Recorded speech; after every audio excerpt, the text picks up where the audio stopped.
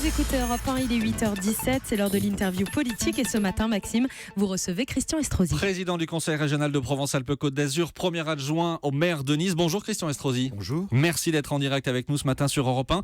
Est-ce qu'il fallait, Christian Estrosi, autoriser la manifestation de samedi à Bobigny ? La réponse est non. Puisque ça l'a provoqué, nous savions que cela risquait de provoquer les émeutes que nous avons connues. Rien ne peut justifier la violence, je le dis très clairement. Mais en même temps, vous êtes sur la même ligne que François Fillon qui dit hier soir à La Réunion, il fallait interdire cette manifestation. En même temps, de quel droit interdire à ceux qui avaient envie de soutenir Théo de défiler dans la rue ? Mais Théo lui-même a dit, je demande un appel au calme. Celui qui a le plus souffert d'un traumatisme terrifiant, que ce soit au plan physique ou au plan moral, nous avons tous condamné. S'il est avéré que le comportement de ces 3 policiers a été ce qu'il est présumé, cette attitude, laissons la justice agir, ne laissons pas la rue s'exprimer de cette manière. Et je pose la question, nous avons des dizaines de personnes et notamment des retraités, des dames âgées qui se font arracher leur sac dans la rue chaque semaine, casser le col du fémur en étant bousculés. Est-ce que vous avez systématiquement des manifestations ?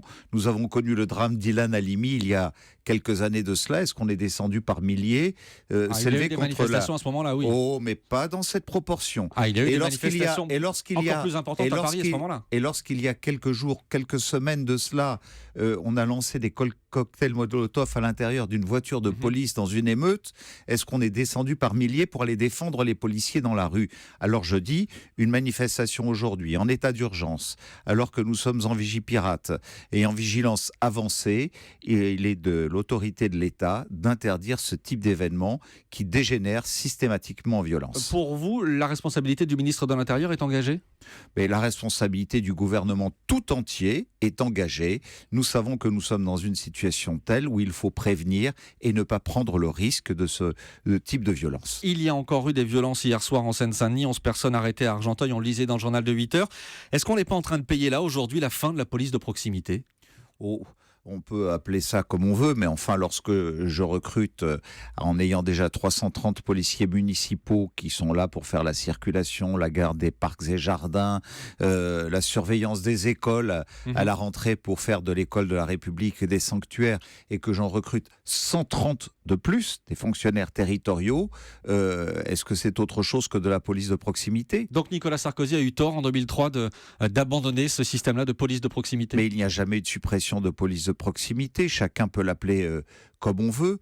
Même les syndicats le disent. La police est organisée de manière différente par rapport à... Alors vous prenez les il y a 15 syndicats ans. de gauche qui en disent une, les syndicats de droite qui en disent une autre, comme Alliance, et comme d'autres qui, au contraire, estiment que la réorganisation de 2003 était la bonne parce que c'était celle qui permettait de mieux répondre à la montée des violences qu'on connaît, et au taux d'élucidation qui, à la suite de ça, n'ont cessé de monter en même temps. Une question personnelle dans cette interview, Christian Estrosi. Est-ce que vous allez à la messe ? Mais bien sûr que je vais à la messe, mais je vais aussi à la synagogue, je vais aussi quelquefois pour les grands événements, lorsque j'y suis convié à la mosquée, c'est normal. Je vous pose cette question-là parce que François Fillon, lui, est allé hier à la messe à Saint-Gilles, à La Réunion. Je ne sais pas si vous avez vu ou entendu le prêtre qui a lu un passage de l'Évangile selon Matthieu. Amen, je te le dis, tu ne t'en sortiras pas avant d'avoir payé jusqu'au dernier sou. Ça veut dire que les affaires suivent François Fillon jusqu'à l'église ? Amen. Amen. Pas d'autres commentaires ? Je ne suis pas là pour commenter ce genre de choses. La relation entre le culte, ses convictions intimes personnelles, le besoin que l'on a, soit parce que c'est à titre personnel, soit parce que l'on veut témoigner à une communauté religieuse que dans le cadre de la laïcité, on se sent proche aussi de chacune d'entre elles lorsqu'elles respectent les lois de la République, ça appartient à son intimité personnelle et donc que je respecte celle de François Fillon. Mais le sens de ma question, c'était de vous dire que où qu'il aille, aujourd'hui, les affaires le rattrapent. Eh bien, en tout cas, je ne suis pas là pour juger de cela. Vous savez quelle est ma relation avec François Fillon. Je lui ai dit très clairement que je n'étais pas filloniste. Donc je suis assez à l'aise pour avoir dit directement dans un meeting à Nice, début janvier, qu'il fallait mettre une notion sociale plus importante dans le projet, s'adresser aux classes moyennes, qu'il fallait en même temps ne pas aller trop fort sur la suppression du nombre de fonctionnaires. Je vois que sur tous ces sujets, et hier même à la Réunion, il a dit, et ici nous ne toucherons pas à la fonction publique. Tout ça est entendu, tout ça est pris en compte. Il y a encore un petit effort à faire, sans doute sur la hausse de la TVA que je conteste. Ce que je pense qu'il faut au contraire baisser la fiscalité qui pèse sur les Français et qui les prive aujourd'hui de pouvoir d'achat et les charges qui pèsent sur les entreprises. Mais en même temps, je l'ai dit, je ne serai pas déloyal à ma formation politique. François Fillon a dit autre chose à La Réunion, c'était hier dans le JDD. Il dit que s'il n'est pas candidat, la France pourrait se retrouver dans une crise de régime. Est-ce que la droite et la France en sont là aujourd'hui, ou est-ce que c'est une manière de mettre la pression sur le parquet financier ? Je n'ai pas à me substituer au juge. Et d'ailleurs, dans l'ouvrage que je publie aux éditions Albin Michel, on va en parler, mais enfin, ça en fait partie.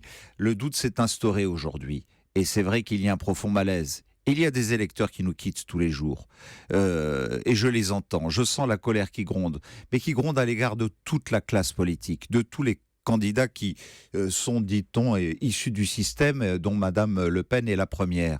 Et tout ce qui se passe en ce moment favorise la montée du Front National. Alors que ce sont les premiers aujourd'hui à ne pas respecter les règles de la République. Quand on pense que Madame Le Pen va aujourd'hui à Nice. J'allais vous poser la question ensuite. Elle sera sur la promenade des Anglais aujourd'hui.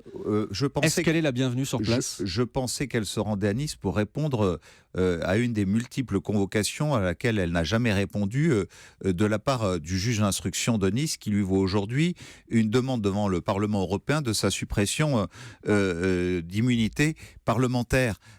Parce que la réalité, c'est ça. C'est la candidate qui aujourd'hui ne se considère pas comme tous les citoyens français égale devant la loi et qui ne répond pas aux convocations des juges d'instruction lorsqu'ils la convoquent. Christian Estrosi, premier adjoint au maire de Nice, vous dites que Marine Le Pen est la bienvenue aujourd'hui sur la promenade des Anglais, notamment pour rendre un hommage aux victimes des attentats du 14 juillet. Il lui aura fallu bientôt 1 an pour comprendre qu'il y avait eu tant de souffrances et attendre une campagne présidentielle pour faire du populisme sur la promenade des Anglais. Eh bien, les Niçois ne sont pas dupes. Ils savent qui a partagé leurs épreuves.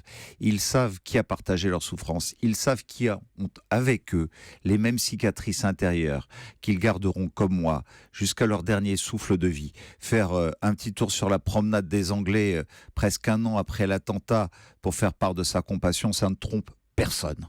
Vous parlez de cette promenade des Anglais, de ce qui s'est passé à Nice le 14 juillet dernier, dans ce livre « Il faut tout changer » que vous publiez chez Albin Michel. Ce week-end vient d'avoir lieu le carnaval de Nice qui s'est déroulé sans incident. Ce week-end s'est déroulé sans incident.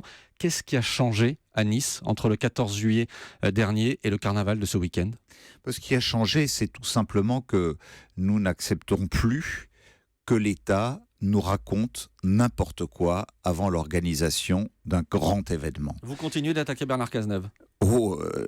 Bernard Cazeneuve a été pris en flagrant délit de mensonge d'État, ce qui est particulièrement grave, puisque nous avons eu une demande d'effacement des enregistrements. Je les ai fait mettre sous séquestre pour les protéger, pour que les familles aient un jour accès à la vérité. La demande à un fonctionnaire territorial de la police municipale d'un procès verbal modifiable qui a été modifié pour faire croire que des policiers nationaux étaient présents à un endroit où ils n'étaient pas. Voilà ce qu'a été en réalité M. Cazeneuve, ministre de l'Intérieur. Bernard Cazeneuve qui conteste évidemment ce que vous dites. Il peut le contester, mais en tout cas, les faits sont là. Il y a des images d'un côté qui montrent l'absence des policiers nationaux et M. Cazeneuve, sous l'autorité duquel un procès verbal a été fait pour dire qu'ils y étaient. Donc, vous savez, à partir de là, on ne peut pas éternellement mentir. Et quand on sait qu'on est capable de cela. Voilà pourquoi il faut tout changer dans notre pays, dans ce domaine, dans la lutte contre les communautarismes, dans l'économie, dans la fiscalité, dans ce système de l'entre-soi de quelques-uns qui essaient de s'accaparer la démocratie dans un pays de 66 millions d'habitants sans transparence. Il faut tout changer. Sans intégrité. C'est le titre de votre livre. Vous dites dans le livre que vous êtes resté sarkozyste. Vous dites même que si vous aviez dû faire sa campagne en tongs à travers la France, vous l'auriez fait. Mais est-ce que tout changer, précisément, Christian Estrosi, ça ne passe pas par changer les têtes ? Mais changer les têtes, c'est d'abord changer le système. Vous avez beau changer les têtes. Si vous ne changez pas ce fonctionnement de l'entre-soi, qui fait que ce n'est pas par une aristocratie du sang ou du mérite que l'on met une chape de plomb sur notre pays, mais simplement par une élite qui se protège aujourd'hui. Vous vous rendez compte que je suis président de la deuxième grande région de France. Je suis censé avoir l'autorité organisatrice des transports ferroviaires. Mais Monsieur Pépi, président de la SNCF, sous la gauche, sous la droite, sous la gauche, sous la droite, sous la gauche, continue à être plus puissant que les ministres des Transports ou que les présidents de région qui doivent empêcher les trains d'être en grève et qui doivent veiller à ce que les usagers, tous les jours, puissent avoir un service public de qualité. Et qu'un monsieur Schramek, qui a été secrétaire général du Conseil constitutionnel, il y a maintenant 20 ans de cela, aujourd'hui, après être passé par directeur de cabinet d'un Premier ministre, avoir occupé toutes les hautes fonctions de l'État, et président du CSA, c'est l'entre-soi où on se distribue tout et où on empêche les changements. Eh bien, moi, je veux des réformes. Il y a les réformateurs contre les conservateurs. Il y a des conservateurs de gauche, il y a des conservateurs de droite qui ont tout empêché tout changement au cours des années qui viennent. Il est temps que ce soit la génération des réformateurs qui puissent s'emparer du pouvoir. Il faut tout changer. C'est donc ce livre d'entretien avec Maurice Safran que vous publiez chez Albin Michel. Merci Christian Estrosi d'être venu en direct ce matin sur Europe 1.